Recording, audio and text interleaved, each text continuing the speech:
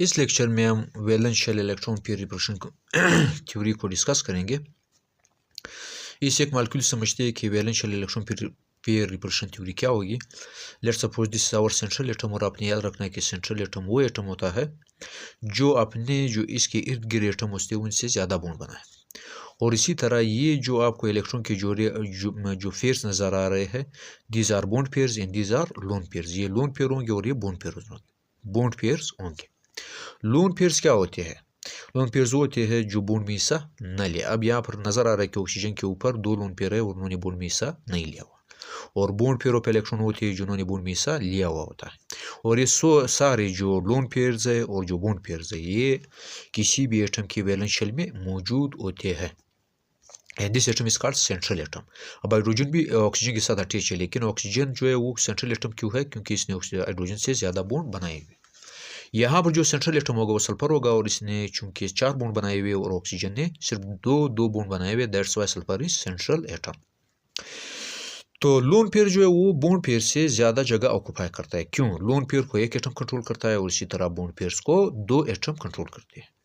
तो जब lone pair ज़्यादा जगह ऑक्यूपाई करेगा तो ये रिपल्शन भी ज़्यादा खास करेगा, यानी ये इलेक्ट्रॉन पेयर को ज़्यादा रिपल करेगा। अब हम इनके मेन पॉइंट्स को देखते हैं। This is first point, lone pair and bond pair both determine geometry of molecule. आपने याद रखना कि valence shell electron pair repulsion theory का जो मेन मकसद है या जो एम है वो है किसी भी मॉलिक्यूल की ज्योमेट्री को बताना या उसको डिटरमाइन करना। सो ये और क्या किसी भी मॉलिक्यूल के जो ज्योमेट्री उसको डिटरमाइन कर सकते हैं। These are electron pairs in the valence shell of fully valent atom. तो lone pair and bond pair both determine geometry of molecule. Lone pair और बॉन्ड पेयर दोनों किसी भी मॉलिक्यूल की ज्योमेट्री को डिटरमाइन करते हैं। This electron pair arrange around central fully valent atom in such a way to minimize repulsion. ये जो इलेक्ट्रॉन के जोड़े होंगे सेंट्रल एटम के गिर्द, this oxygen is central atom, इसके गिर्द इस तरह अपने आप को तरतीब देंगे कि इनके दरमियान रिपल्शन कम से कम हो और उनके दरमियान डिस्टेंस ज़्यादा से ज़्यादा हो। Electron pairs in the form of lone pair occupy more space than bond pairs.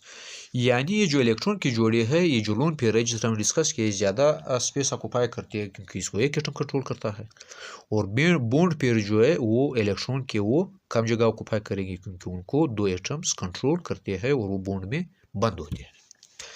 फिर इसके बाद repulsion between electron pair is आपने याद रखना, लोन पेयर और लोन पेयर के दरमियान रिपल्शन सबसे ज़्यादा होगा क्योंकि ये ज़्यादा जगह ऑक्यूपाई करते हैं और इलेक्ट्रॉन्स पर हमें पता है कि माइनस चार्ज होता है। तो ये जो पेयर्स होंगे लोन पेयर एक दूसरे को ज़्यादा रिपल करेंगे। दूसरे नंबर पर लोन पेयर बॉन्ड पेयर को ज़्यादा रिपल करेगा क्योंकि जिस तरह हमने कहा कि बॉन्ड पेयर कम जगह ऑक्यूपाई करता है। और थर्ड नंबर पर बॉन्ड पेयर के दरमियान रिपल्शन कम से कम होगी क्योंकि ये कम जगह ऑक्यूपाई करते हैं, दैट्स वाई एक दूसरे को रिपल भी कम करेंगे और एक दूसरे को इफेक्ट भी कम करेंगे। So the repulsion between electron pair is lone pair is greater than lone pair bond pair and is greater than bond pair and bond pair. This is ये साइन ए ग्रेटर का, तो लोन पेयर को ज़्यादा ripple करेंगे किसके मुकाबले में? Lone pair bond pair के मुकाबले में। और लोन पेयर बॉन्ड पेयर से ज़्यादा रिपल्शन खास करते हैं। फिर आपने याद रखना जो 2 इलेक्ट्रॉन पेयर यानी जो डबल बॉन्ड होगा या इसी तरह ट्रिपल बॉन्ड होगा, ये हमें पता है ज़्यादा जगह ऑक्यूपाई करते हैं, लेकिन इस पर थ्योरी ये कह रही है कि इनका जो असर होगा ज्योमेट्री ऑफ मॉलिक्यूल पर वो सेम होगा। That's why they should be considered as single electron pair. इनको आपने सिंगल इलेक्ट्रॉन पेयर ही कंसीडर करना है। So the 2 electron pair of double bond and 3 electron pairs of triple bond should be considered as single electron pair in terms of this theory. इस theory के मुताबिक double bond और triple bond जो है वो molecule की geometry पर एक जैसा असर करते हैं, that's why this should be considered as single bond. अब ज्योमेट्री ऑफ मॉलिक्यूल्स को हम डिस्कस करते हैं। फर्स्ट होगा AB2 टाइप। इसका जो एग्जांपल है वो मैग्नीशियम क्लोराइड है या मैग्नीशियम डाइक्लोराइड है। यहाँ पर जो बॉन्ड पेयर्स है उन्होंने मैक्सिमम, इनके दरमियान जो डिस्टेंस है वो मैक्सिमम है और इनके दरमियान जो रिपल्शन होगा मिनिमम होगा। तो इनकी जो ज्योमेट्री होगी वो लीनियर ज्योमेट्री होगी। और इसी तरह इनके दरमियान जो बॉन्ड एंगल होगा बॉन्ड पेयर्स के दरमियान वो 180 डिग्री होगा। इसी तरह दूसरा एग्जांपल जो AB2 टाइप का होगा, दिस इज ZnCl2 HgCl2 और इसी तरह BeCl2 होगा। फिर इसके बाद देखते हैं अपने नेक्स्ट एग्जांपल को। AB3 टाइप यानी मॉलिक्यूल्स कंटेनिंग 3 इलेक्ट्रॉन पेयर्स, वो मॉलिक्यूल जिनमें इलेक्ट्रॉन के जो पेयर्स हो वो 3 हो। तो AB3 type with no lone pair. फिर मॉलिक्यूल्स कंटेनिंग 3 इलेक्ट्रॉन पेयर्स का फिर ये जो फर्स्ट एग्जांपल होगा, this is AB3 type with no lone pair. तो इसमें सबसे पहले जो बोरोन ट्राइक्लोराइड है, यहाँ पर जो बॉन्ड के दरमियान एंगल नज़र आ रहा है, this is 120 degree, this is 120 degree and this is 120 degree. और आपको जो स्ट्रक्चर नज़र आ रहा है, this is triangular planar structure. It means कि बोरोन ट्राइक्लोराइड का जो स्ट्रक्चर होगा वो ट्रायंगुलर प्लेनर स्ट्रक्चर होगा। फिर इसी तरह हमने यहाँ पर एल्यूमिनियम शो किया हुआ है, एल्यूमिनियम ट्राइक्लोराइड। तो यहाँ पर भी बॉन्ड एंगल जो है 120 डिग्री है बॉन्ड्स के दरमियान, और इसी तरह जो स्ट्रक्चर होगा वो ट्रायंगुलर होगा। दैट्स वाई इस स्ट्रक्चर को हम ट्रायंगुलर प्लेनर स्ट्रक्चर कहेंगे। फिर इसके बाद AB3 type with 1 loan pair, यानी वो AB3 टाइप जिनमें वो एक लोन पेयर हो और 2 बॉन्ड पेयर हो। ये SnCl2 ये हमें नज़र आ रहा है। यहाँ पर देखा जाए तो 1 लोन पेयर है, SN इज सेंट्रल एटम, ये जो है ये 2 बॉन्ड इन्होंने बनाए हुए क्लोरीन के साथ। तो जो लोन पेयर है, we know that this occupy more space than bond pair, तो ये बॉन्ड पेयर को ज़्यादा रिपल करेंगे। तो ये जो बॉन्ड पेयर को लोन पेयर ज़्यादा रिपल करेगा तो जो बॉन्ड एंगल होगा वो और ज़्यादा कम हो जाएगा, और ये जो 2 बॉन्ड्स होंगे एक दूसरे के नज़दीक आएंगे, और बॉन्ड जो एंगल होगा वो लेस देन 120 होगा। और इसी तरह जो इसका स्ट्रक्चर होगा वो बेंड स्ट्रक्चर होगा, ट्रायंगुलर प्लेनर स्ट्रक्चर नहीं रहेगा, क्योंकि लोन पेयर जो है बॉन्ड पेयर को क्लोज ला रहा है और इनको ज़्यादा रिपल कर रहा है। This is because lone pair occupies more space than bond pair. अब ये जो स्ट्रक्चर है ये डबल बॉन्ड में भी बिल्कुल इसी तरह होगा। यहाँ पर सल्फर डाइऑक्साइड को अगर देखा जाए, यहाँ पर सल्फर सेंट्रल एटम है और ऑक्सीजन के साथ इसने 4 बॉन्ड बनाए हुए हैं। सो जो बॉन्ड एंगल होगा बिल्कुल इसी तरह होगा, लेस देन 120 डिग्री होगा, क्योंकि यहाँ पर 1 लोन पेयर है और वो ये बॉन्ड पेयर को क्या कर रहा है, ज़्यादा रिपल कर रहा है और एक दूसरे के क्लोज आ जाएंगे। और इसी तरह सल्फर ट्राइऑक्साइड में अगर आपको नज़र आ रहा है, ये ऊपर वाली एग्जांपल की तरह है, यहाँ पर सिर्फ डबल बॉन्ड है। जिस तरह हमने पहले कहा कि डबल बॉन्ड, ट्रिपल बॉन्ड और सिंगल बॉन्ड का असर एक ही जैसा होगा in term of whisper theory. Whisper theory ये कह रही थी कि इनका ज्योमेट्री, मॉलिक्यूल की ज्योमेट्री पर असर एक जैसा होगा। तो यहाँ पर 120 डिग्री वही बॉन्ड एंगल नज़र आ रहा है, और इसी तरह ये जो सल्फर ट्राइऑक्साइड का स्ट्रक्चर होगा वो बिल्कुल एल्यूमिनियम ट्राइक्लोराइड या इसी तरह बोरॉन ट्राइक्लोराइड की तरह होगा, ये ट्रायंगुलर प्लेनर होगा। फिर इसके बाद और इसी तरह जो सल्फर डाइऑक्साइड का जो स्ट्रक्चर होगा वो फिर SnCl2 की तरह होगा, बिल्कुल इसका बेंड स्ट्रक्चर होगा। फिर इसी तरह दूसरा जो मॉलिक्यूल उसको डिस्कस करते हैं, मॉलिक्यूल कंटेनिंग 4 इलेक्ट्रॉन पेयर। वो मॉलिक्यूल जिसमें 4 इलेक्ट्रॉन पेयर हो, तो ये मुख्तलिफ किस्म के मॉलिक्यूल्स हो सकते हैं। तो AB4 type with no lone pair, यानी ये वो AB4 टाइप जिसमें लोन पेयर ना हो, सारे बॉन्ड पेयर होते हैं। इसमें ऑक्सीजन जो बेस्ट एग्जांपल है, सॉरी मीथेन, तो ये मीथेन का स्ट्रक्चर है, CH4 का स्ट्रक्चर है, CH4 is also called methane. तो यहाँ पर जो ये स्ट्रक्चर आपको नज़र आ रहा है, दिस इज टेट्राहेड्रल स्ट्रक्चर, यानी यहाँ पर कार्बन जो है बिल्कुल सेंटर में है, ये सेंट्रल एटम होगा क्योंकि ये ज़्यादा बॉन्ड बना रहा है हाइड्रोजन से। तो this is 1 bond, 2nd bond, 3rd bond and 4th bond.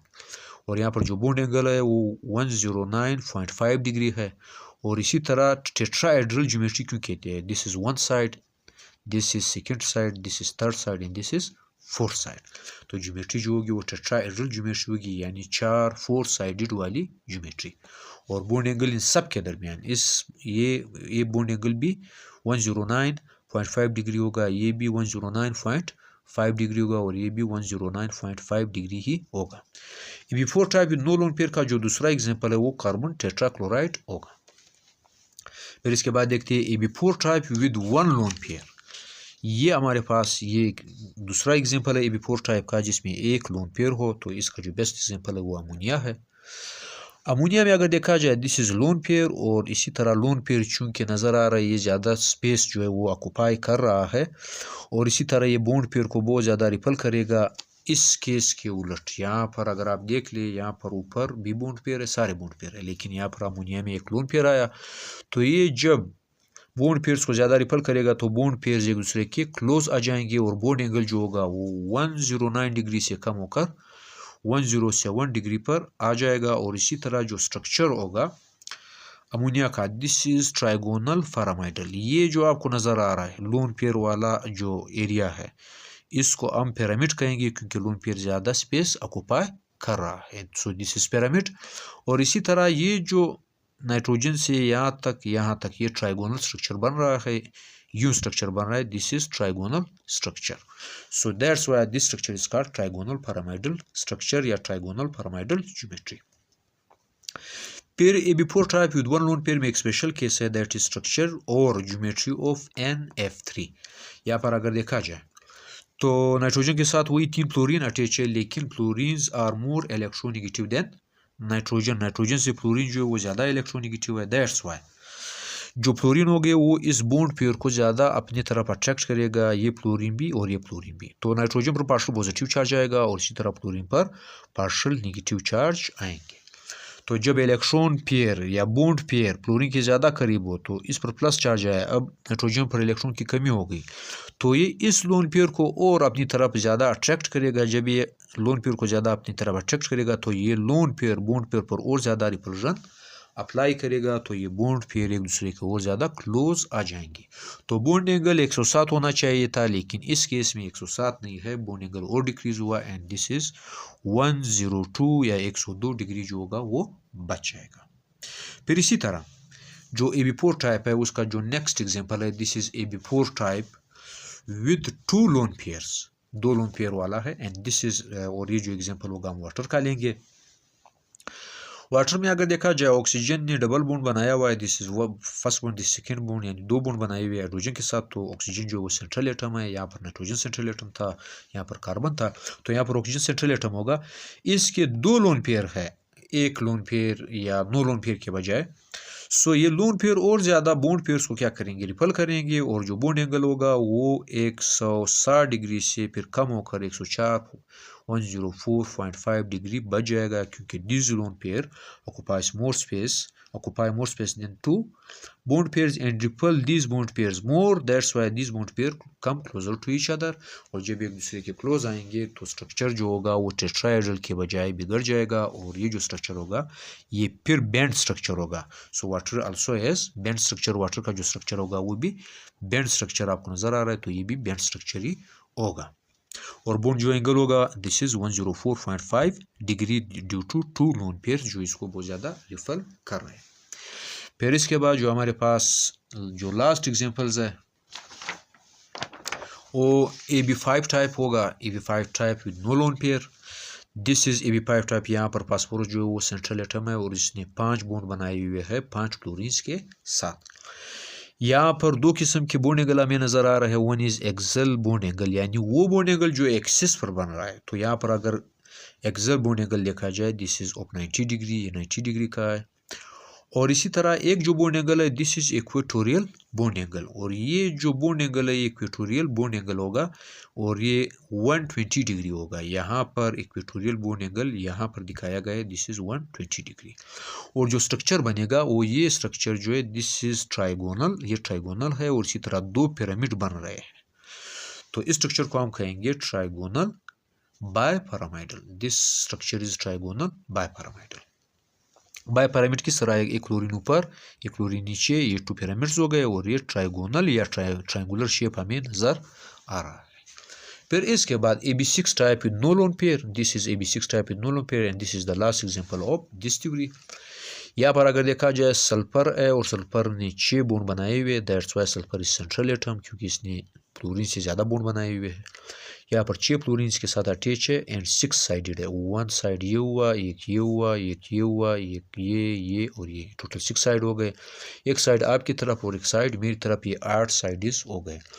तो जो स्ट्रक्चर ज्योमेट्री होगी दिस इज ऑक्टाहेड्रल ज्योमेट्री, और इसी तरह जो बॉन्ड एंगल होगा वो इन सब के दरमियान 90 डिग्री ही होगा, यहाँ से लेकर यहाँ तक और यहाँ से लेकर यहाँ तक, फिर यहाँ से लेकर यहाँ तक, यहाँ से लेकर यहाँ तक, ये सारी 190 डिग्री होगी। अब वैलेंशियल इलेक्ट्रॉन पेयर थ्योरी ने हमें बॉन्डिंग के बारे में तो बिल्कुल डिटेल से समझा दिया, सॉरी ज्योमेट्री ऑफ मॉलिक्यूल को डिटेल से समझा दिया कि ज्योमेट्री ऑफ मॉलिक्यूल जो है वो इलेक्ट्रॉन पेयर्स पर डिपेंड करती है। This electron pair should be और in the valence shell of central polyvalent atom. लेकिन इसने हमें बॉन्ड्स के बारे में नहीं बताया, तो इसका जो सबसे फर्स्ट वीक पॉइंट है, वीक पॉइंट क्या होगा?